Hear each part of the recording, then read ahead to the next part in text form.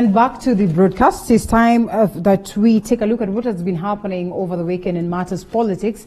But then again, in as much as it's all about politics, we do not fail to touch on the crucial issues that equally affect us.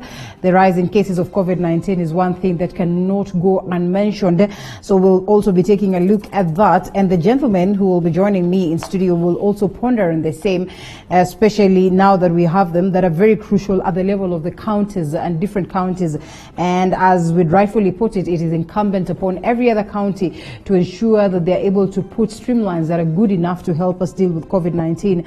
That is as of course, that conversation that was held between the governors and the head of state. Equally, I mean, we also take a look at what is happening right here and the biggest stories that are making center stage right here in regards to whether indeed we're going to get anything good out of the BBI and what direction the conversation will take is a question of wait and see. Whether we're going to have a referendum, equally a question of wait and see. So the gentlemen will also be telling us what they make of these conversations that have been ongoing. We have, of course, the DJ, that is the Deputy Governor, Kisii County, Joash Maangi, who will be joining us this morning.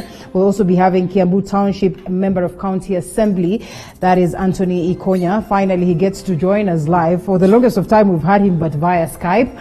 And then we are also expecting Member of Parliament Molo, that is Kuria Kimani, as we proceed. So before I get to introduce the gentleman, like I have rightfully put it, it is all about the politics of the weekend. The hashtag, as always, is Morning Cafe. At Linda_Lela is my Twitter handle, at TV47KA. And the numbers to call will be running down on your screen. You can always call us live and tell us what you make of the discussions that we'll be holding this morning.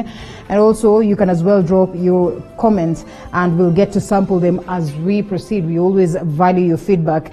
And importantly, there's this developing story that is probably likely to give us a different twist in regards to how, of course, the MCAs, the governors, or the leadership at large will receive the aspect of the BBI. Remember, the conversation is all about win-win, lose-lose, who's going to win, who's going to lose. And that is what actually is bringing on board these dissenting voices. So the dissenting voices are coming on board with their own take, and they feel like, you know, there needs to be some looking into the document as it is, as opposed to letting it sail through the way it stands, because then again, they feel like a lot of issues have not been incorporated, or the issues that have been incorporated probably do not address the issues of Kenyans as would have been expected. So what next, and what does it mean to have these dissenting voices? Is it going to alter the progress that has been made so far in ensuring that the BBI sails through? If not so, then what will be done towards ensuring that their voices are incorporated, and just what are the likelihoods that every other person's need would be addressed? So as we await to see Kuria Kimani join us, let's first of all kickstart with the gentlemen that are here, the DG and of course Honorable Anthony Ikonya. Gentlemen, good morning. Good morning. Good to have you. Yes, Honorable Anthony Ikonya is seated right next to me. That is on my left. This should be my left, yes. And on my farthest left is the DG himself. And another story that we were looking at before we even said that we're going live is about this laws that are coming on board in regards to ensuring that leaders are able to have degrees fast before they proceed to be members of county assemblies, before they proceed to be members of parliament, before they proceed to be, you know, the president, which, I mean, in most cases, those ones have been agreed upon and have been achieved. But at the level of the county assemblies, such has not been the case. You are a member of the county assembly. Honorable Ikonya, I do not know what you make of this law and what it stands to achieve. Good morning, Linda. It's good to see you this close. Good to see you. I know. It's good to see you this close. All right. No, I admittedly must say that there are a lot of issues that revolve around that thing. One is that there is a need to, I believe in quality debate. At times you find that you do not get the Hold it right there, hold it right there. I guess there's a problem with your microphone. As they try to fix it, let's cross over to the DG, or let's have the DG come in and tell us what he makes of this. You know, Linda, let me start by saying, first and foremost, thank you for hosting us again. Always a pleasure. First and foremost, some of the greatest leaders in the world, including the leader of Microsoft, is another graduate. All right. John Major who was one of the best prime ministers in the UK, was not a graduate. So there is this mistake. People may assume that leadership is equivalent to education. No, that's not true. You see, it's good to have a certain level of education so that you can be exposed, so you can be able to hold, as the MC has said, to hold quality discussions. But a degree per se is not a qualification for leadership. Maybe they could have said some sort of educational background, maybe technical education or something like that. But saying that for you to become an MCA, you must have a degree, I think to me it's a misnomer, it's a mistake. It should not be. A degree is not a qualification for leadership, and as I've said, some of the greatest leaders, you know, if at independence, some of the great leaders, like Jaramogi Odinga, and many others, Tom Mboya, Jaramogi Odinga got a diploma in education from Makerere University. It was not a degree. Up to 1985, all our teachers in high schools had diplomas from Kenyatta University College. Not a degree, but a diploma. Now, very many leaders in the US have diplomas. So when you equate leadership with having a degree, I think that's a misnomer. It should not be. And I am very sure, hopefully, when the MCAs meet with the president and the prime minister, that must be ironed out. And that's why I keep on saying, Linda, that this conversation must continue. You know, there are those who say that there will be no addition of a comma or subtraction of a comma, but I say this conversation must continue. Some of us, like myself, and I've said before, we support this BBI on two grounds. Number one, on the need to create the post of leader of opposition to avoid post-election violence. Number two, on the devolution, because of the 35% revenue allocation to counties, we support that. But you know, Linda, the weakest link, I'm sorry to say this, in this PPI devolution debate have been the Council of Governors. The governors themselves. Look at what their demands are. For example, if you look at today's paper, their demands are major. Number one is power to hire and fire deputies. Number two, free hand to pick deputies from either gender. Number three, to be allowed to pick themselves at the elections. These are pet issues. Don't you think this is justified? Looking at how the deputies, again, have also been operating with their very own respective leaders. I mean, as it stands today, Nairobi is serving without a deputy. And for the longest of time, you've had this conversation that, you know, sometimes there's some level of witch hunt, or that the deputies, on the governors, mated by their very own deputies. And maybe just to loop in Honorable Ikonya, in regards to the same, we'll come back to that. I mean, there's been this conversation that there's so much negativity that is meted upon the governors by their very own deputies because theirs is hunger and a quest to occupying that particular seat once. No, I think let me just pick it from where I left. Let me begin with the issue of degrees, and I want to quite agree with Vijay here. You remember this gentleman we lost, the former Safaricom boss. Kolimo. Bob Kolimo. Yes. Was not a degree holder to begin with. So I'm saying it is important to have education. It's important to have a certain level of education because that will enhance the level of debate. But that should not be cast on stone. That should be a mandatory. Is it not a progressive conversation that we should be having? I mean, I'm sure we would all be happy and smiling if we have our MCAs, and I mean, technically everyone able to access education in the country, and that is actually the biggest quest that we have today as a nation. And true to it, in as much as we might be pinpointing these successful cases, a majority of also the people who've lost are those ones who probably did not, acquire this education at that particular level. So don't you think, again, we are justified in a way to probably want us to take that direction? You've said a very interesting thing, that we need to have a conversation around this. We look at issues of leadership. Is leadership an issue of education? Yes, I could agree to a big extent, yes. But we see people who are learned, who have PhDs, even in this parliament that we have today, and they're not able to go and debate. They're not even able to go and talk. We see those things. So I think we need to have a conversation around it. So basically what I was saying is, you asked on the issue of the deputy governors. I come from Kiambu. Kiambu, is a very interesting place, and we've seen the governor ascend. I mean, the deputy governor ascend to become the governor. My good friend here, the DG, we would, some of us want to believe that every deputy governor has a quest to become a governor. Yes. So they always push and try, pull when in the course of their duties.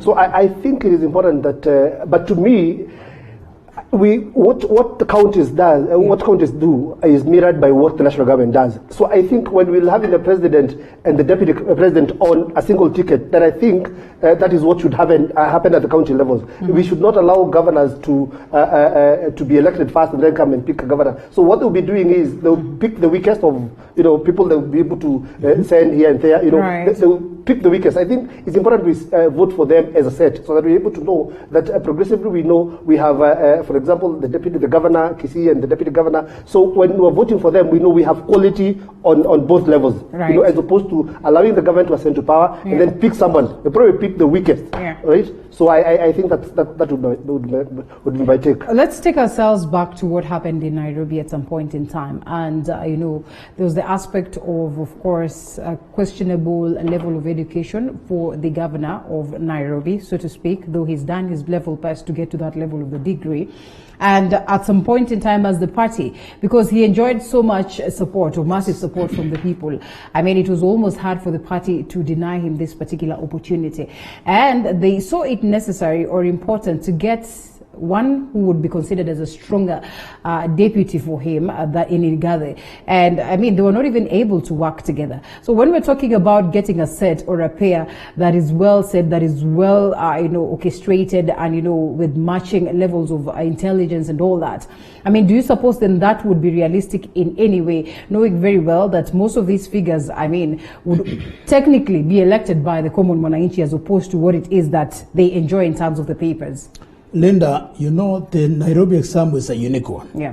But remember, there's a cardinal saying that says that rubbish in, rubbish out. Yes. See, what you put in is what you get out. You see, what you elect, the kind of leadership you elect is the kind of leadership you expect from that county. Clearly, one of the biggest mistakes we have been making is that we clear IBC makes. They clear people with questionable characters to be governors or to be members of parliament or to be senators. Right. That's what you get. Now, if Nairobi elected a man with questionable abilities, what did they expect? Now, you cannot blame Igate. You cannot blame Igate for resigning because Igate, out of his own integrity, felt that he could not survive in a leadership with Sonko. Right. I mean, he did the right thing. But if you ask me, I think he could have done better. Maybe he could have sat down and tried to see how they can sort their issues out, but he didn't want to do that. But that's not the problem. The problem is that when we have democracy, you can't get everything 100%. Right. Sometimes you're going to get it right, sometimes you're going to get it wrong. When the practice everywhere now, in America, in the national government, is the president gets elected together with the deputy president or governor together with the deputy governor. Right. But what is the mischief they want to solve? The cardinal principle why this election is supposed to be in a single ticket is to avoid unnecessary by-elections. So that if a governor dies in office, then you don't have to go to a by-election. There's a deputy governor ready to pick up and continue from where they left. If a governor gets impeached, you don't have to go back to a by-election. A deputy governor picks and continues. And that's why they're supposed to be picked together so that they are in sync. Their policies are the same. So imagine if we are the governor alone, elected alone. What happens when he dies? God forbid. What happens when he gets impeached? God forbid. What happens when he gets sick and is unable? We are the governor of Homa Bay, who was sick for almost 3 months. The deputy governor stepped in and worked very well. What happens when a governor travels out of the country for 1 month? The deputy governor steps in and carries the duties. So there is a reason why these tickets are supposed to be joined. Now, the reason why governors want to separate these tickets is for selfish ends, so that they can pick, as my brother said, so that they can pick a weak person whom they can control, fire at will, intimidate, and blackmail. And let me say this, Linda, there's nothing wrong with governors and deputy governors having a little friction, because they are individual beings. In fact, when they have a little friction, then the governor is forced to be careful not to misbehave. As I said earlier, the weakest link in this debate are the governors themselves. Right. Look at what the demands are. In fact, we in the devolution family should be fighting for three things. Number one, that 5% revenue allocation, we should be pushing it to 45. Number two, the challenges of IFMIS, where the national government and the treasury pretty much dish out money to count this at will. Okay. They give us money when they feel like, when they feel like. That's what we should be fighting for. Number three, we should be fighting to make sure that we strengthen the oversight, the role of MCAs. Yeah. MCAs are supposed to be oversighting governors. They're supposed to be oversighting the county operations. Right. But now the MCAs have been weakened so much so that the governor pretty much operates at his whim. Do you suppose that the MCAs have really been weakened as you rightfully put it? Yes, and the CI can confirm. What the MCAs need to do is to fight for the MCA, for the county assemblies to be strengthened so that the oversight role is actually failed. We should not be weakening them. We should be making them. Speaking of which, I think he's brought in two very important points. One, number one, he did mention, for example, what the governors are demanding for example, if you are sent to power and then you elect a governor, what happens when, for example, and may God forbid, you die? That means you leave people with a deputy who they didn't elect. For example, if a deputy is supposed to assign to a governor when, in an event that we lose the governor, then what that tells you is that we will be left with a candidate, or rather a governor, who we never got an opportunity to elect. So he's actually a governor's candidate, so to say. He has also brought in a very important thing. I think we need to, in as much as we talk about BBI, in as much as we talk about these issues, we need to look at some administrative issues around issues of money. For example, we are fighting for 35%, while counties are not able to absorb 15% to begin with. Yes, we want this money, actually we want to move from 15 to around 45. I mean, from the proposed 35 to about 45. But you see, we have issues with IFMIS. We have issues with exchequers coming. You know, the DG here will tell you that by design, there is a way government releases money on the last day. Yes. The last day of the financial year. At around 2 in the afternoon. Releases a billion or two and expects you to absorb that money in 1 hour. And then they'll close down IFMIS. There is a lot of mischief by government. So I think we need to approach these things with clean hands, you know, so that we talk about these issues. If counties are not able to absorb 15%, how is it that we're going to absorb 35% in as much as we're going to get it? Then there is the issue of the 5% that we're giving to MCAs. I propose that we increase that to about 10%.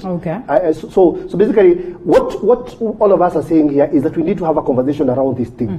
The reason why we have dissenting voices, maybe like from the nomadic community, we have now dissenting voices from a group of women. You know, a cross section of Kenyans are now dissenting on you know, have dissenting issues on the BBI. I think what BBI should have done to us is to open up a conversation around these issues.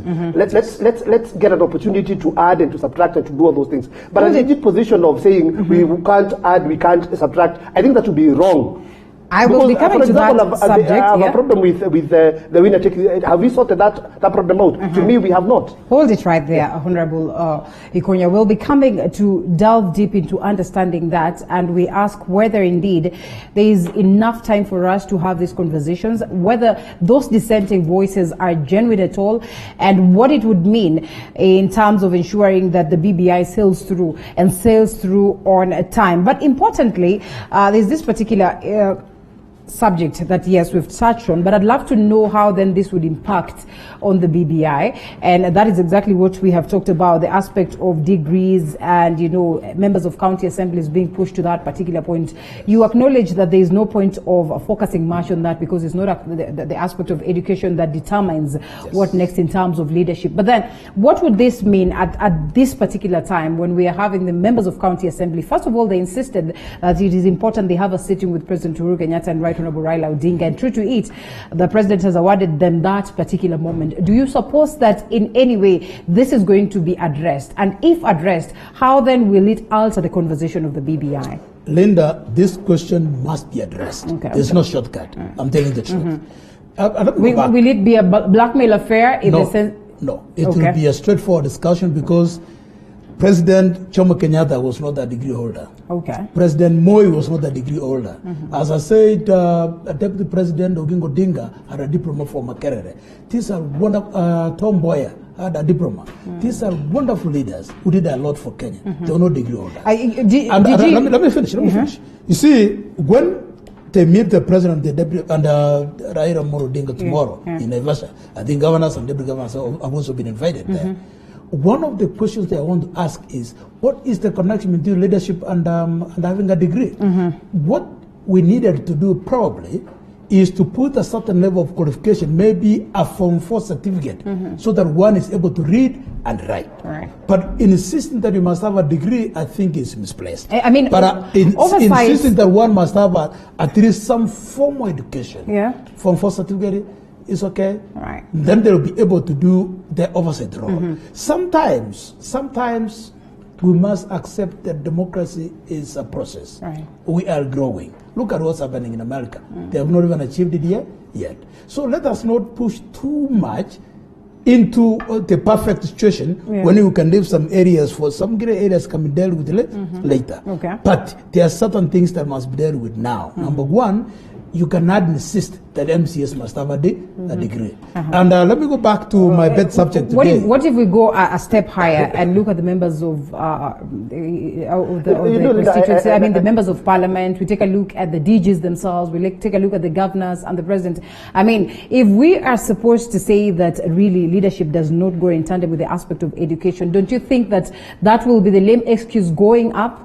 You know, I have a problem with that tomorrow's meeting, and maybe DG will tell us, because I'm sure a lot of trading will happen, and unhealthy trading, if you ask me. Because the demands that will be put across will be so many, so that probably governors and MCs can support the BBI.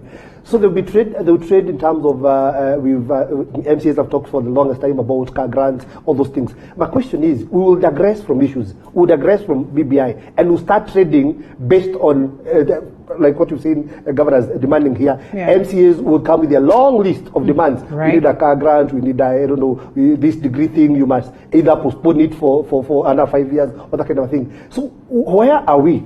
Do we digress from issues so that we may put our demands across? You know, because basically that's what because I thought we need to meet probably the president or Raila Amolo Odinga and discuss real issues in the BBI, discuss governance and real issues that affect our counties and devolution. Don't you think then in this case that the proponents are justified to say that we probably do not need to have a conversation, because the dissenting voices, while they could be bringing on board issues that are of importance, at some point in time there's a level of also witch hunt on this other side, and you would realize that some of them are actually being malicious on the proposals that they are presenting, something that would alter the progress that has been made on ensuring that the BBI sails through. So basically, that's what I'm saying. We need to separate these two things. We need to now be mature enough to say, let's have a conversation around our issues, and let's have a conversation around the BBI. All right? We separate those two issues, because when you mix and trade on those issues, then I think we'll be losing it. I don't know at what point we'll meet. I think the DG will tell us. Probably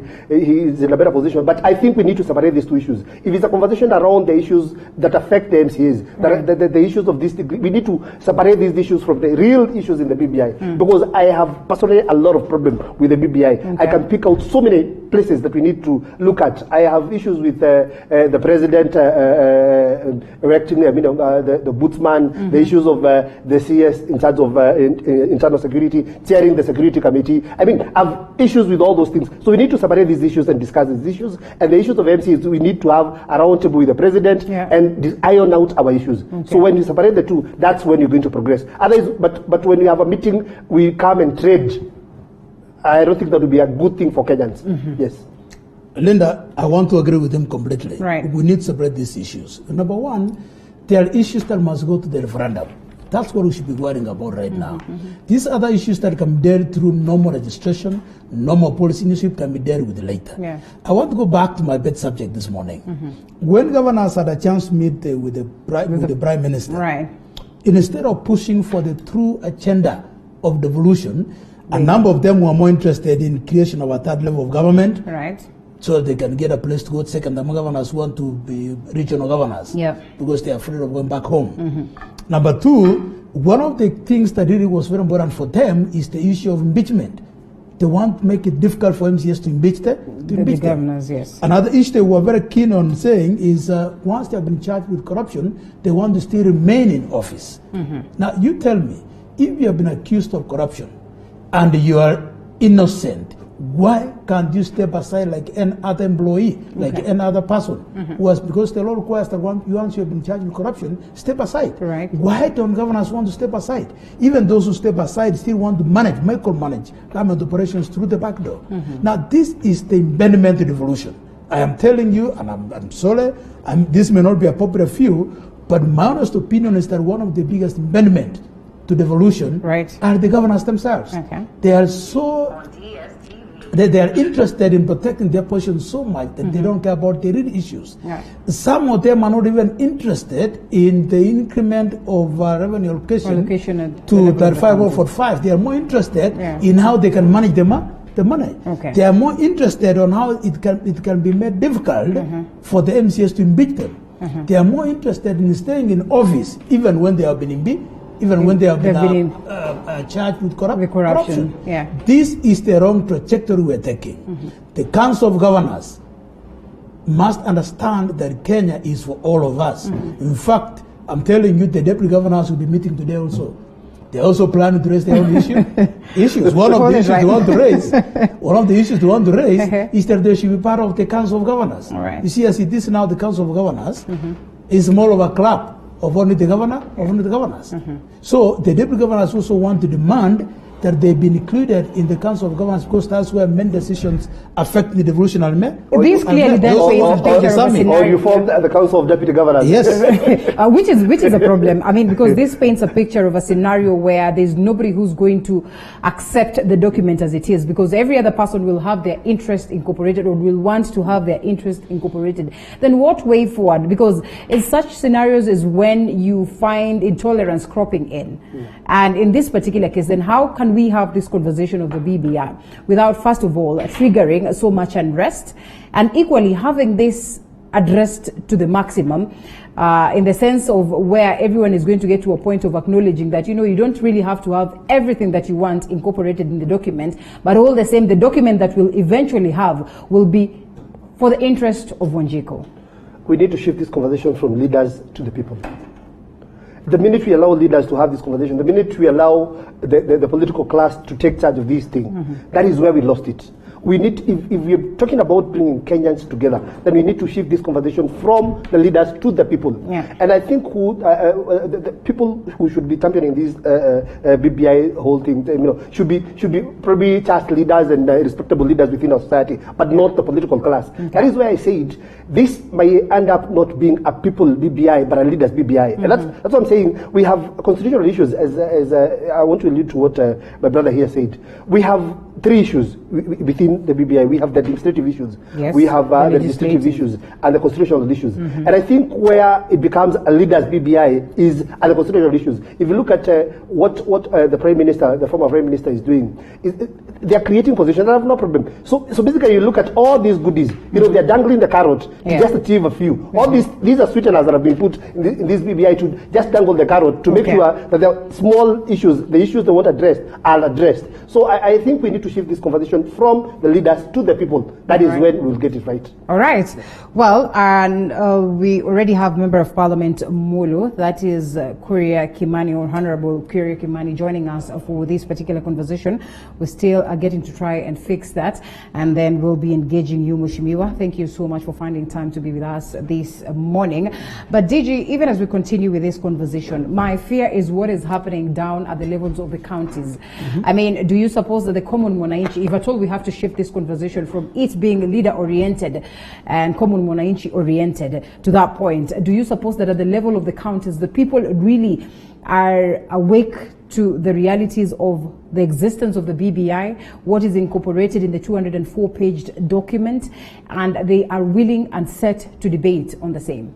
I'll tell you, Linda, before I answer that question, let me clarify one thing. You had asked earlier about this degree issue.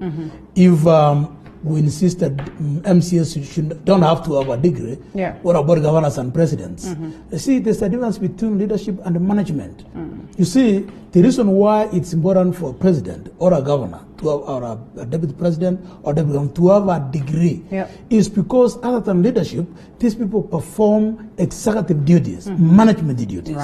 And for you to be an effective manager, sometimes you need to take management courses. Such is not the case with the MCAs? MCAs do not perform executive functions. Okay. MCAs perform legislative and oversight functions. Those are not executive. Is it not very hard, and this is my question, is it not very hard for you to oversight on someone who, yes, is generally a senior, well, position-wise, is equally a senior education-wise? How are you going to sit them down and oversight on them? Because they will challenge you. They will tell you, I mean, you're not even learned for starters.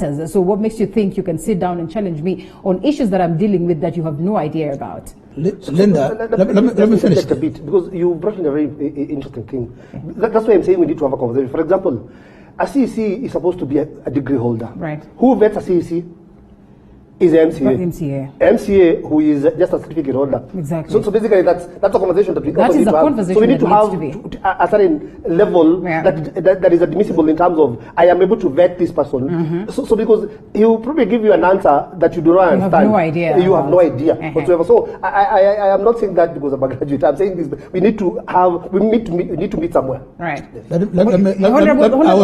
was about to finish this. I had not answered your question. Yeah. But you must differentiate between leadership and the management. Yes. But let me answer the question you asked about is the PPI information clear to counties? Yeah. Let me tell you. Number one, the ordinary mwananchi in Kenya today is not as uninformed as they were 10, 20 years ago. The ordinary mwananchi is very informed. And they are demanding, number one, give us this document. We want to see this document. That's number one. Number two, tell us what it is that this document will do to us. How would it affect the prices of our farm products? How would it add ugali into our tables? That is why I'm saying, if we are not careful, this PPI document will flop when it's taken to the referendum, because we have taken our ordinary management for granted. Yes. We assume they don't know what they are doing. They know. Okay. They are asking, give us the document.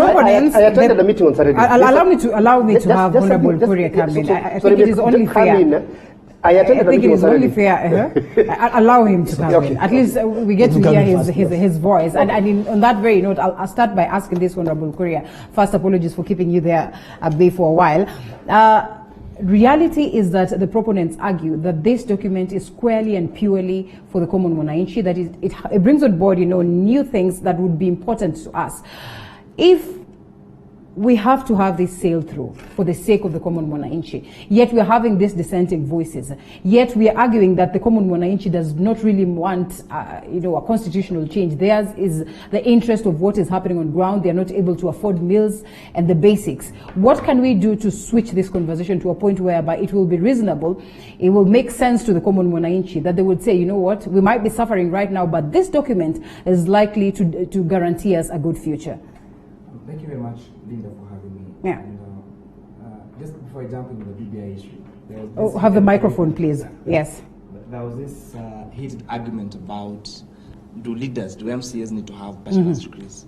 It's quite interesting when you say politicians or presidents and whoever don't need to have degrees because they're management, but members of county assemblies don't need to have bachelor's degrees. And then you're saying you are allocating 35% of our national revenue to these county governments. Yeah. How do you expect them to oversight? I have served in the Public Accounts Committee, for example, of the National Assembly. And you've seen documents that are 300 pages long. You're supposed to analyze those financial statements, supposed to analyze those expenditures. Yeah. If you have not gone to school, to be honest, if you have not had at least a bachelor's degree, then you may not be able to interact with these documents. Yeah. So although a degree is not a measure of how good a leader you are, right, but in terms of carrying out your oversight role, in terms of coming up with bills and legislative proposals that will have form solutions, then you certainly need to have a level of education, especially to that of a degree holder. And think about it. If in the lowest cadre of jobs in job groups in our public service, if they require to have a public service, then how about someone who is oversighting the same government? I think it's only fair that don't apply double standards here. Okay. You talked about whether this BBI has been inclusive or not, how we can make it our JICO document. And I would say, one, our people need education. Because most people are saying BBI. What is this BBI? So the BBI steering committee, and I agree with what has been said, the discussion is to shift from being as leaders, as politicians, discussions, to the process being one spearheaded by one expert. Because politicians have their political interests. For example, if we are going to discuss whether, for me to be elected a member of parliament, whether I need to have a degree or not, then I'm an interested party. Yeah. So if I do not have a degree, then obviously I will not agree that a proposal to have a bachelor's degree be part of the BBI proposal. So we need to take that from the politician side to be led by the experts. And let's start having all meetings and explain clause by clause. What does it mean, for example, if an MC has a ward development fund? It would mean that they do not have to rely on the governor for them to achieve development in the areas. Right. Because you've had, for example, members of county assemblies that are not necessarily popular with the governor. And so when it comes to allocation of money for projects, governors are likely to prefer and to favor some places more than others. Most of the time where they received more political support. But you're saying, just like now NGCDF, every ward in the constituency, in the country, would have an equal share of the national revenue that they can sit down and budget on. So these are some of the good things that are there with this BBI. But then, of course, the other issues that you're talking about. If you're talking about women and leadership and you're taking them from the National Assembly, where is a budget-making house, to the Senate, what does that mean to women leadership? Okay. If you're talking about having a youth commission, so what is the difference between the National Youth Council that we have now and the Youth Commission? Okay. So these are the discussions that we should have and understand first. So to once you understand, we see how is the youth of this country feeling that they're going to be more empowered with this document. Right. What does a 7-year tax holiday mean, for example, to the youth people? Because if you're talking about the tax holiday being only on income tax and VAT and excise duty, then those are not taxes that will make sense to these people. But if you're talking about those taxes also include county taxes. So if I want to start my small kibanda business, then I am, being a young person, I am exempted from paying those county fees. Then maybe the young people will be more enticed to this particular document. Right. But there is a lot of information gap between what it really does and what it doesn't do. And even this tax incentive you're talking about, how does it mean to the national revenue? Right. Because if we're not paying any taxes, then how again do we raise the money that will be required so that we can devolve 35% of this money to the counties? Talk about other proposals, like saying for your help payments, for example, you'll get 4 months holiday before you start paying your help. But then, okay, why not just amend the Help Act? These are some of the conversations we're going to have. That yes, these are all the changes that we need to make, but this is the procedure in which we would take them. Right. There are some that will just take an act of parliament, just someone sponsoring a bill and say, this we can do. There are some that actually need to go to a referendum. There are some that just needs political goodwill of our leadership. Okay. If you say must have women in the executive, the president is the appointing authority of members of the cabinet. So apart from it being a legal requirement, how do we make sure we have political goodwill of us leaders, so that in our places of work we make sure we have youth and we have women serving in those offices when you're the one appointing them. So and then what are some of these meanings of these legal terms? Like say, the governor may consider a person of the opposite gender for a deputy governor. Does it mean that they have to, or they have an option to? You see, and even before we get there, how come as a country we have only been able to elect so few women in positions of leadership? So the real conversation is, why does a Kenyan really want to have a woman leader? Or do they just want any leader who can lead them well? So once we start to have this conversation, and we stop making it an elite discussion, we make it our Jiko's conversation, then I agree we are going to reach a consensus. And hopefully we are going to have a document that we don't need to spend so much time on and so much energy on to amend and to pass. Because if all these dissenting views are taken into consideration and said, fine, you guys can wait. You guys, what we'll do, you guys will do a cabinet, we'll do a policy paper. This one will do an executive order. This one will sponsor a bill in parliament, so that we move forward. Because, Linda, with just 2 years to the next election, it's going to be very sad. Right. that you're going to go to an election without having been in a campaign mode for a whole 5 years. Right. Because if you're going to have that referendum next year in April, and then have all these different voices, then it's likely to turn into a yes and a no campaign. Yeah. But I'm sure there's a way that we can make sure, let us agree, we go to the referendum, we pass the BBI, and embark on service delivery to our people. I was saying something. Two things. He has mentioned something very interesting. We'll be coming to that. But I attended a meeting on Saturday. It was supposed to be, it was called by the governor of Kiambu. So he was calling the members of county assembly and perceived leaders from Kiambu to be trained on the BBI so they could go out and champion to the people. I looked at that meeting and nobody had the documents. Okay. Everybody was telling that the documents were not there. So the people who were taking us through had some notebooks, probably they had documents, and they're taking us through the parts they want to take us.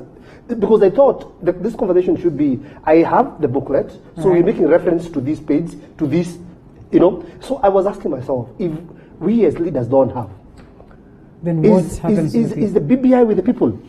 This conversation is just on radio, it's just on TV.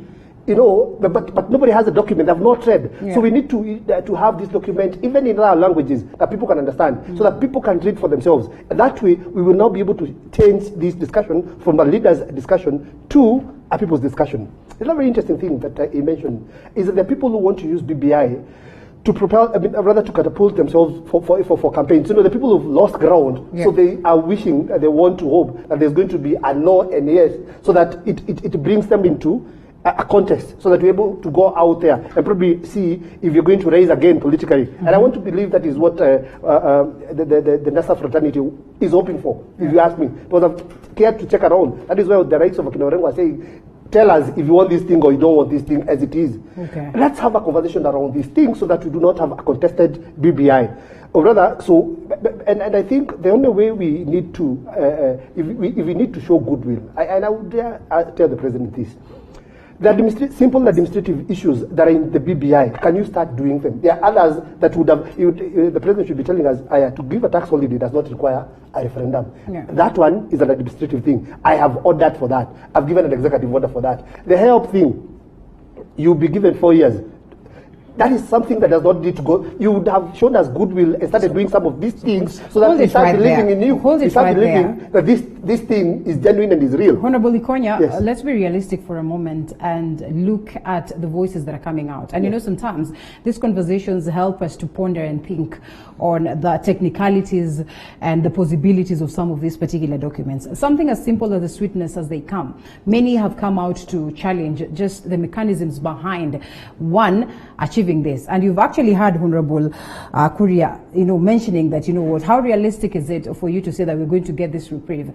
And something as simple as, the age gaps when you're talking about youth, and we know past 35, you're not a youth. These conversations have come up. Yes. Just at what level then would you be confident to say that, a Kenyan youth would be able to exit from a campus, stay for 2-3 years, and then later on they're able to set up a business? Some of them do not have ways of even setting up this business. So how realistic is it to even tell them that you're going to give them that reprieve? Automatically, if we're talking about help, once you're out of campus, if you do not have a job, it's more or less like a reprieve, because where do you pay from? So it is almost an automatic thing. Some of them have argued that you'll have cartels coming on board, picking up youths from left, right, and center, and they set up these particular youths to help them open businesses. So when you look at the mechanisms, the policies are as good, they would look good on paper, but when it comes to the aspect of implementing them, of what damage, of what repercussions would they be for the country? For instance, if you're talking about the tax aspect, we all need tax. The country needs tax. So when you're giving people a reprieve of 7 years tax, what would it mean? What would be the detriment, aspect of it on the economy? Linda, this is why I always say that the devil is always in the details. This thing, that's why you see the issues that have been raised by Mheshimiwa Kuria are extremely pertinent. And that is why some of us are saying or are rooting for a non-divisive referendum.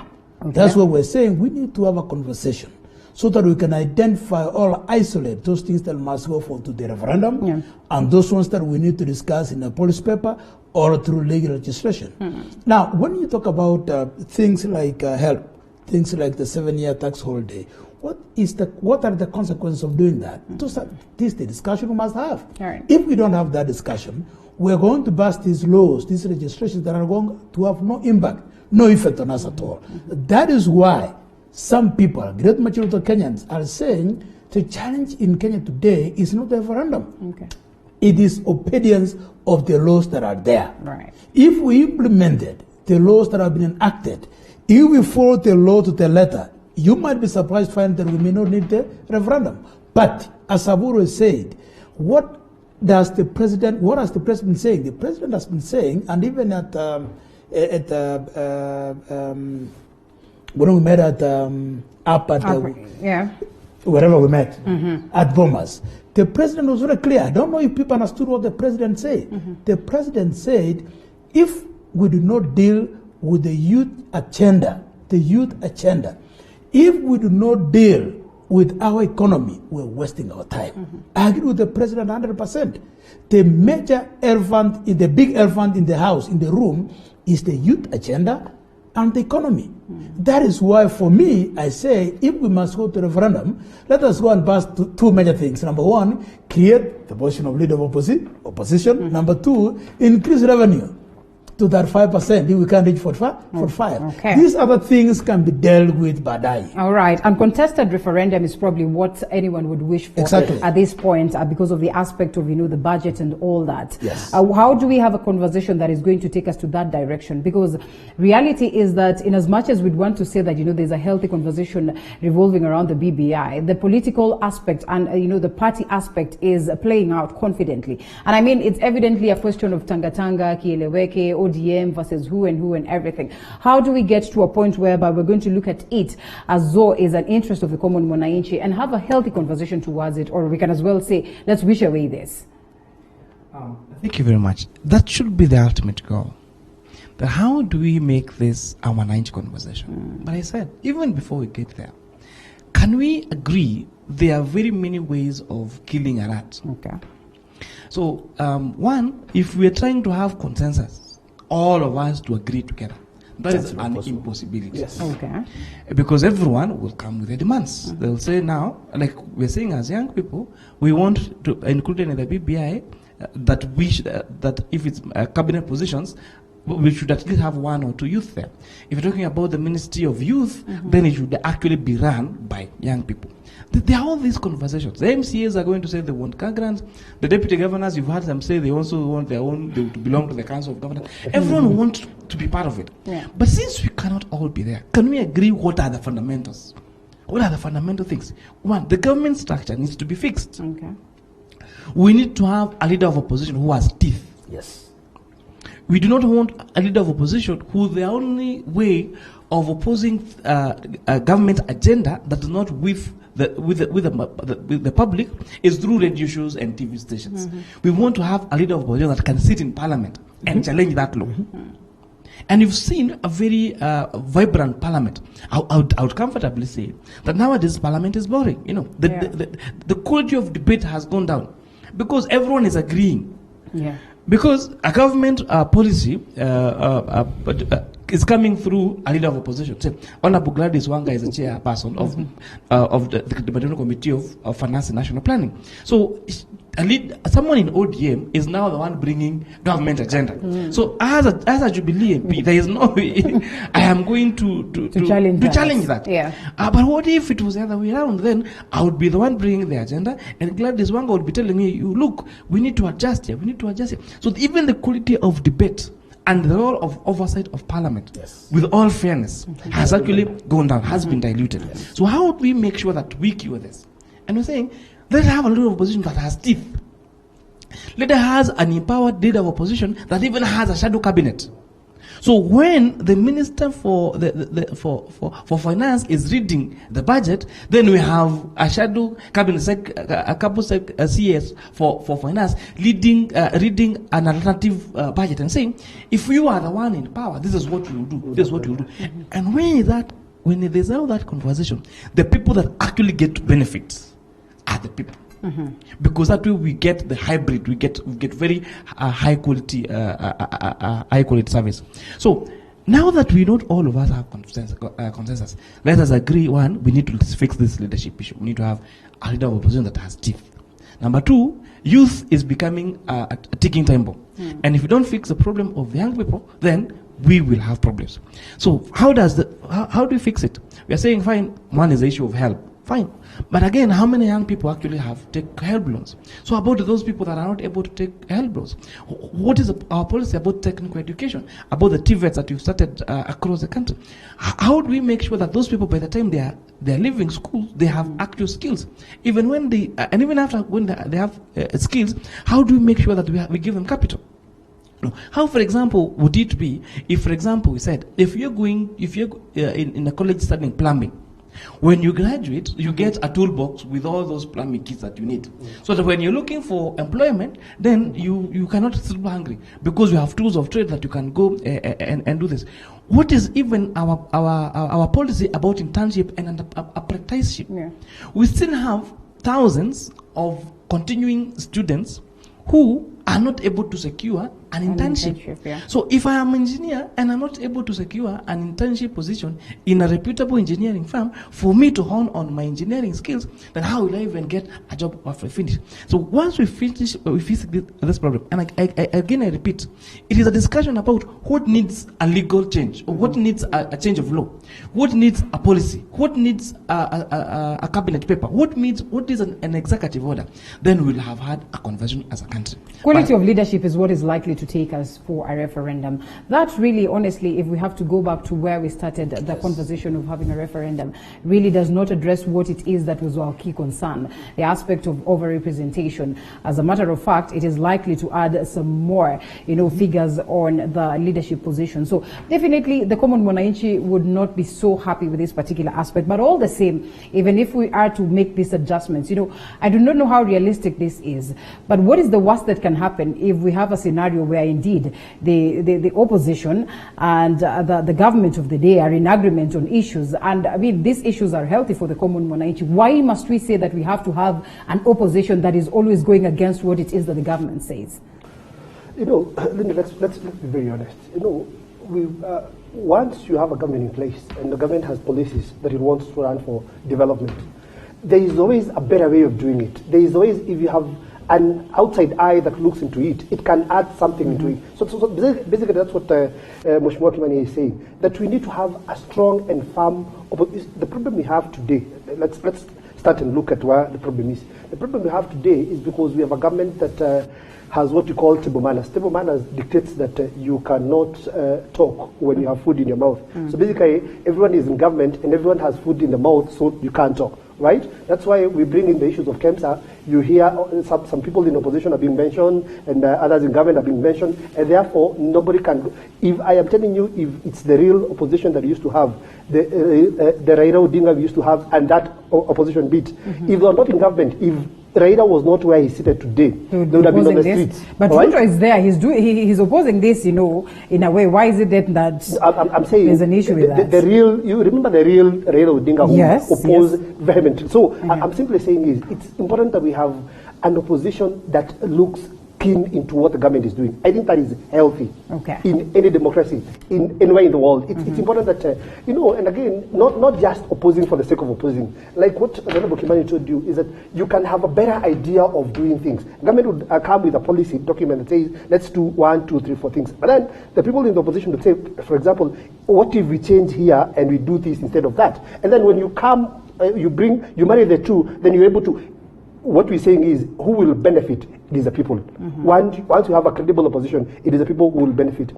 So basically what we need to do is, we need to separate these issues. I think that's what I've had in this conversation. And what all of us are saying, let's dissect this thing. Let's put issues aside. Let's say, what is of a priority? What is it that we need to do first? What can follow? What is it that can be done later? So once we point out the most important things to this country, and also when you're saying we're getting close to an election, and we know there are always issues with elections. Let's look at those issues first because we're getting to that election. Let's see what we can do tomorrow. Let's dissect this thing. Let's put issues aside and address them. Like the issues of youth are very pertinent.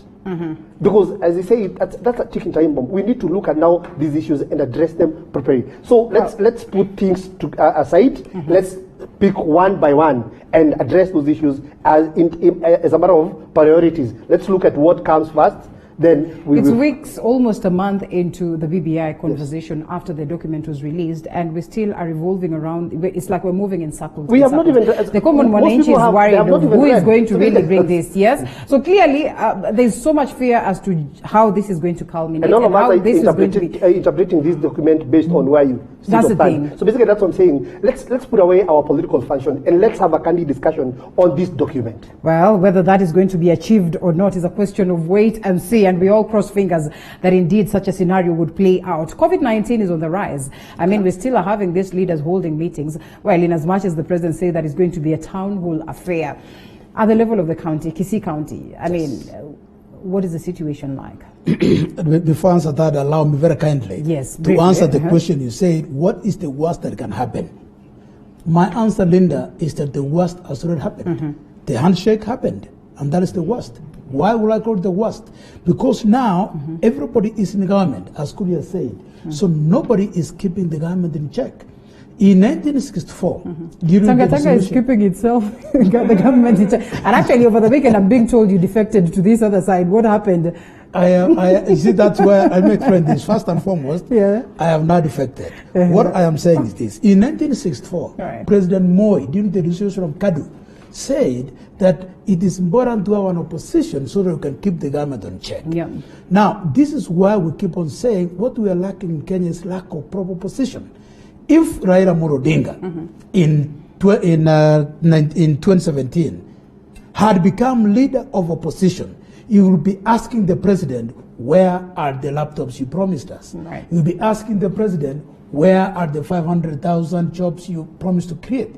We'll be asking the president, where did the money for COVID go? But now, because he's with him in the handshake, he can't ask those questions. That is why, for me, it is very urgent that we create a leader of opposition post.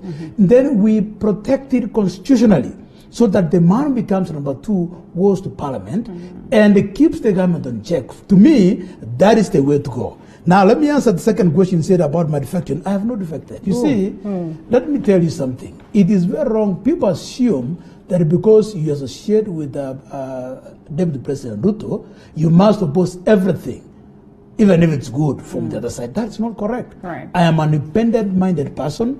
I am very clear in my head, and I am very clear there are 2 things in this referendum are correct. Number 1, creation of leader of opposition, perfectly correct. Number 2, devolving more funds to counties, giving the counties that 5%, perfectly correct, in line with the principle of funds will follow functions. Now, if today the deputy president would come and tell me, or boast this referendum, regardless of the 2 good things that are there, I will tell him no. Those 2 things, we need them. But is singine, let us sit down and talk. Now, about COVID. COVID is a reality. So you confirm you're still with us in Takatanga? Potato. Let me answer the question of. Let me answer the question of. You're not answer him first. I am a member of ODM. I'm a deputy governor in Kisii County, which is an ODM government, and I was elected in an ODM ticket. And I serve my people of Kisii County as a sitting deputy governor who listens to both sides. I listen to the president. I respect the president very well. You've run around it. I respect my party leader, but I also respect my deputy president. Somebody is asking, who is are you my the friend. new watermelon in town, or what is not happening? Before you answer the aspect of COVID-19, let's have Honorable Kuria come in as we wind up on this particular issue of the BBI. And what's really pushing to have an active opposition side. But reality is that we had numerous cases in the country that, at some point in time, indeed, the opposition raised alarms, but we still do not have answers to the very same issues. I mean, the NYS was raised by Right Honorable Raila Odinga, an alarm was raised by him. But up until today, I mean, in as much as they would raise many alarms, numerous alarms, yet we do not have answers, no recovery of assets, no people implicated on this. What does it mean, really? Thank you very much. But it means something that we know that those things existed. Let's start from there. And it costs people's jobs. It costs people's careers. There's some that still have that shadow of their shoulders that doesn't go away. And there has also been ongoing court cases on NYS scandal. There has been ongoing court cases on Golden Bag scandal. There has been ongoing on whether they are concluded or not is a different story altogether. But if a thief is called upon, then anyone who wants to steal, then you'll be careful to steal, because there is going to be someone who is going to scream at them and say, you are stealing, you cannot do this. So there is somebody speaking about these matters. One is that is good enough. Okay. But it would even be better if it led to recovery of funds. Look at, for example, the discussion that we've been having about debt, for example. The fact that the opposition the Honorable Musalia Mudavadi has really been consistent on the issue of debt. When we approved the debt ceiling last year at Parliament, made the discussion to be very split between in Parliament and between both. There are people in ODM who felt we cannot increase the debt ceiling. There are people including in Jubilee, including myself, that felt we cannot increase the debt ceiling. But why was that conversation? Because someone started that conversation and said this debt has gone too high. So it is. Although it is not everything, but it's important that these things be called upon. There's something that you said. Why does the opposition need to disagree with the leadership? Right. And the deputy governor here said the worst thing that ever happened was a handshake. Right. And you know, there's one good thing that happened in the handshake. Because the peace that you have now, to be honest, to carry out business, to travel from anywhere across the country, not to worry whether you are from this community or this other community, that is okay. And to me, that is a good thing. But it does Honorable Ikonya says no. But it doesn't mean that you have to oppose everything. But it also doesn't mean that you need to agree on everything. So when you have people saying that you are doing this wrongly, then people will pause and say, and look back and say, maybe I need to correct this. So those dissenting voices of opposition is extremely important in running an institution. And that's why democracies across the world... That was killed by the handshake. That's why democracies... That's why democracies across the world... Yes, let me say something. That's why democracies across the world, like how progressive the US government is because there has been a very strong opposition. So that's why the opposition have now to come down and say, when they're passing the budget, if you increase these expenditures to this amount, then you're not going to approve your budget. So in that case now you have to cut down your budget in a particular way so that your budget gets approved. So opposition is not bad. Opposition does not mean throwing stones. It doesn't mean crossing the road. It means disagreeing where it matters. And that's why I said, if this disagreement is where policy is made, is where law is made at the floor of the House, then you're going to have a better government, you have a better country. Exactly. That's why. To me, I want to agree with the DG here that the handshake was the worst thing that ever happened to this country. Why do I say that? Because you keep telling us that out of the handshake came peace. Every country that has peace in this world, that peace did not emanate from a handshake. Right? There is what you call the rule of law. This country has been in turmoil after elections because of one person not agreeing with results. It is as simple as that. Right? And it's not a problem with the people, it's a problem with that leader, because people do not take themselves to the street. It is this leader who calls them to come to the streets. And what I'm simply saying is, look at what the handshake did. It has actually cured more things than it sought to cure. Why we do not have Jubilee today? It's in shambles. That's a fact. It killed itself. The NASA fraternity is disbanded. I think the Mudavadi is there. I don't know who is there. All of them are gone. Where is the big four agenda? Because after the handshake, we started saying the handshake. The president was in the coast. The handshake gave birth courtesy of the big four. That was put just the other day. What happened to the housing? What happened to the housing project? What happened to all those things? After the handshake, we started now saying we are now going to have a BBI. We lost. This government lost everything. That we had a plan for people. Is it not too early? I'm saying we have 2 years, and still we ought to have done quite a lot in terms of housing, in terms of all those things. But we lost it somewhere, right? Due to something called the handshake. So basically, that's where the rain started beating us. So let's. That aside, let's go to COVID. But before we go to COVID, out of the handshake came peace.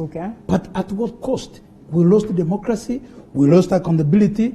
Nobody cares anymore. Have we? And again, peace. We have lost accountability. 101%? 101%. Is it not too early to let me ask you. that way? Let me ask you, Linda. I have asked you something. There are so many countries in this world that are living in peace. But it was and not there was about no handshake. All right? There is the rule of law. You know, it's an issue of accepting we have had an election, I have lost, and that's it. Okay. All right? Have you heard anybody asking about the laptops? Have you heard anybody asking about the four-point agenda? Right. Have you heard anybody asking the about conversations of you can come in. You can always come in. These are the things that the opposition should have been asking. Okay. And that's why I agree with Korea that the quality of debate in Parliament has gone down because nobody is asking relevant questions. And that is why I go back to my original point. If we had put Raila in Parliament as leader of opposition and allowed him to create a shadow cabinet and finance these activities in keeping the government in check, we'll be doing better today than having an handshake. Yes. Is there anything wrong, honestly, as you come in? Is there anything wrong in someone waking up and pinpointing that, you know what, there's been some level of malpractice on the electoral process, and you know, which is something that is enshrined in the Constitution, that you can proceed and challenge that? That's exactly what Trump is We're talking about a person who saw himself in. Okay. And he's still roaming in the streets. All right. So we have the rule of law. I think the discussion about a handshake. Yeah. You know, the fact that we are saying there's something wrong with me greeting the other person. Yes.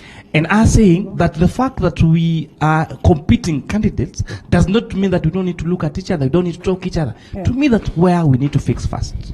There is nothing wrong with the president greeting His Excellency, Right Honorable Raila Odinga, and saying, let us work together. There's nothing wrong with that. Right. The only thing that is wrong is when now you become to agree on everything that happens and you forget your oversight law, your role and your role as a leader of opposition. Yeah. Coming to COVID, we must get to reality that we, if not careful, we are losing it as a country.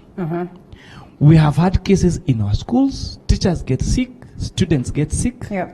And you see, we are sometimes behaving like the animal farm. Yeah. When there has been cases of COVID, for example, at the County Assembly of Nakuru the other day, the County Assembly of Nakuru was closed. When you've had these cases in government offices, those government offices have been closed and said, let us give ourselves time, let us go test it until this thing is fixed.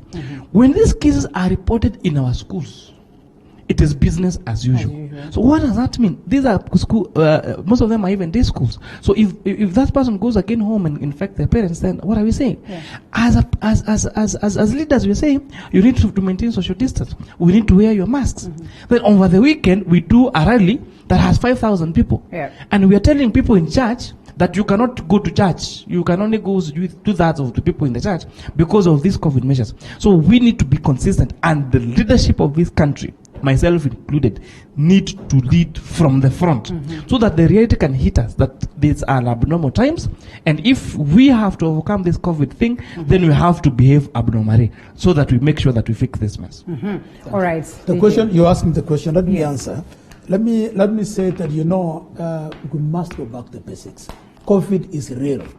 In Kisii now, we have several cases that have come up. We have a couple of deaths, and we're very well. What we've done as a government, we have gone back to our people, and we're telling the people, let us go back to basics. Let us wash our hands. Let us wear our masks. Let us keep distances. This is the only way we can prevent COVID. COVID has no cure, so the only way we can do it is to prevent it by going back to basics. Let us wear masks everywhere we go. Let us keep our distances, and let us wash our hands. There is no shortcut. Now, and we must agree, as my colleague, the leader, Kuria, said, we must lead from the front. When I called people to come and meet in my home or my office, I insisted they must wear masks. The other day I had a meeting in my home, and I made sure that everybody who came there had a mask from the gate. Everybody who came there had to wash their hands. Everybody who came in, as we were meeting, we kept our distance. We kept our distance. There's no shortcut. So we must lead from the front. If we say that let us keep distance, and then we cannot go again carry out a rally where people are so congested, people are so squeezed. There's no shortcut. The American government has finally confirmed that if they had kept their, if they had kept the basics, if they had encouraged people to wear masks, if they encourage people to wash their hands, if they encourage people to keep their distances, they would have saved 100,000 lives. That's huge. It is the same thing in Kenya. Let us go back to basics. That's what China did, so that we can save our lives. COVID is real. Let us not joke with it. Well, not even a week after the president spoke, and we saw the crackdown yesterday. It's pretty much unfortunate to note. But then again, this concern was raised as to how brutal the police can become when they're dealing with this. And so to speak, I think we witnessed what happened. How then do we strike the balance where we get to have that total discipline from the common mwananchi, and equally do not get the police to a point whereby, I mean, they have to help us, make sure that we abide by the laws, but equally, again, we blame them for the actions that they take. The president said a very interesting thing, that you cannot police on morals. Yeah. Because this is a pure morality issue. I sympathize with those people who are doing things past the curfew hours. I think that's really unfortunate. So in as much as the police have to crack in on time, then they have to be, they have to be reasonable enough. Yeah. But I must tell Kenyans that the government cannot police on morals. Things are really bad, Linda. Let me tell you something. Let me talk about Kiambu. Kiambu, in terms of preparedness, we are well prepared. But I can tell you, like Tigoni, which we have isolated as a COVID center, it is already full, right? Yeah. Our ICU is already full. I'm telling you, we now, Kitambo used to hear, and people would hear from TV that we have these cases. Today, at least all of us know two or three people who have it. I have friends who have it. I have a friend who is really at Aga Khan right now going through some very hard times. So I know them. I'm telling you, we must go back to the basics. The issues of masks, the issues of sanitizing, the issues of all those basics, that is the most important thing. And that is where we must all go to. Morals we must, nobody can police on morals, so we really need to get it right. We need to go to the basics because things are bad. Yeah. The issues of schools, we've had cases in schools, and we're not closing down. Okay, I have a dissenting opinion, or rather a different opinion, because I want to believe. I go around Kiambu, in the villages of Kiambu, and in so many playgrounds you find kids interacting and playing, and parents have gone to work and to get something for them, so they're not there the entire day, so you can't really tell what they're doing during the day. So I've always thought that when they're in school, actually they fear teachers more than parents. So basically in terms of enforcement of wearing of masks, it will happen better in school, if you ask me, than at home. Yeah. But be that as it may, what we need to even teach our children is the basics. We must wash our hands. We must get, because things are really bad, Linda. Right. That is the truth. Yes. Sometimes we make statements that would probably be the question. And leaders, we agree on what all of us are saying. We must lead from front. Right. From front. Yes. We need to have our masks on. We need to have our sanitizers. We need to show. There is no way we do political meetings and rallies and that kind of thing, and then we tell churches that you can't do this, or we tell these are the institutions that you can't do this. Then we must also look into ways of. Are we going to close our institution because we've had 2 cases or 3 cases? Can we now get a way of seeing how we keep our institution open and still keep ourselves safe? Right. Right? Because now, if, for example, we get 2 cases in Kiambu County Assembly, then you close down the entire. But again, the other good thing that COVID has brought is embracement of technology. So now we can do virtual meetings, we can do all those things. So let's look at ways that are safe, right, and know that this disease is real and it's there and it's on the rise. Yes. And so I was having a conversation with someone yesterday as we get to wind up. And his analogy is that maybe the first stages, probably the cases were not there. They were not as rampant. Some few individuals were just taking advantage of that to make some money. Well, we all know about the COVID billionaires. And now the situation is real. It has hit us. So it probably isn't a second phase, but maybe the original phase that is here with us. So the conversation. For example, what the standard is saying. Yeah. County hospitals crippled as 6 billion PPEs lie idle at KEMSA. We have a real problem. We have a real problem. Yes. I don't like it when the DG is saying that, yet he's the boss of the counties. I mean, you people are not speaking enough. I would have preferred. But anyway, yes, Korea, as we get to wind up. COVID is real. We need to be very careful. Yeah. And sometimes I wonder whether we know the real statistic. Because what sample of our population have we measured? And that's why we are saying, or have we tested? Yeah. And we're saying that this is our level of infection. So we really need to increase our levels of testing so that we know really exactly the gravity of this disease. Otherwise, if you just take a few samples and then we say, well, this is where we are, that's why you're so doubting, say, are those really the numbers? Yeah. Do people even care anymore? the fact that we are doing that past 5 curfew hours and all that, do we care anymore? Right. And again, even these curfew hours, as in, to be absolutely honest. So if you change the curfew hours from 10 p.m. now backwards to 9, what changes in this 1 hour? Does the virus go to sleep? These are some of the fundamental questions that I really need to be convinced what is the relationship between curfew and the levels of infection. Yes. Because if you change from 10 to 9, how does that prevent? And if you have been in a restaurant or been in a bar from 2 p.m. I have been drinking the whole day. Afternoon. So if I've been, then how does going home 1 hour earlier change the rates of drunkards are adjusting downwards. When you move curfew from 11 to 10 and they were drinking from 5, they bring it now down to 4. To 4. But keeping the hours. But Belinda, as I also wind up, I would like to join in on a slightly different subject of the U.S. election. Oh yes. And to congratulate the first woman, the first American, the first person of Asian origin to win the position of that of a vice president, and to have a former deputy president also get elected overwhelmingly as a president. There's a lot to learn as leaders from these two. Their humility is amazing. You see, Joe Biden, for all the years that he has been a senator, has always taken a train to work. Obediently, every day, in the morning and the evening. And he does that just to go and have breakfast with his son. So how many of us can take a bus, can take a matatu to work every day? The vice president, her humility, her coming from such a humble background, and even the way they carried out their campaigns when observing COVID rules. And you see, Trump will make fun of them and say that they are only full of cars. It's like cars will vote. But their rallies were people in their cars drumming support, and not the rallies that Trump would like to put. So it's a lesson for us as Kenyans, and I hope that Trump will learn from our Kenyan story and concede defeat, so that it doesn't end up in a handshake. But equally, what do we pick from this? Let's remind ourselves briefly about Atuoli's utterances that Trump is going to carry the day. And now some few Kenyans also coming out with these memes, and when you want to know who's going to be the winner, Atuoli is saying that Trump is going to carry the day, and this other person is not going to carry the day. Then there's the DP scenario coming here to play. He's not a serious person. All right. So we roll out that. Let's not even discuss there's no way we can look at that. We picked a few lessons from the US election. I want to first of all join in and congratulate Joe Biden and Kamala. That was very amazing.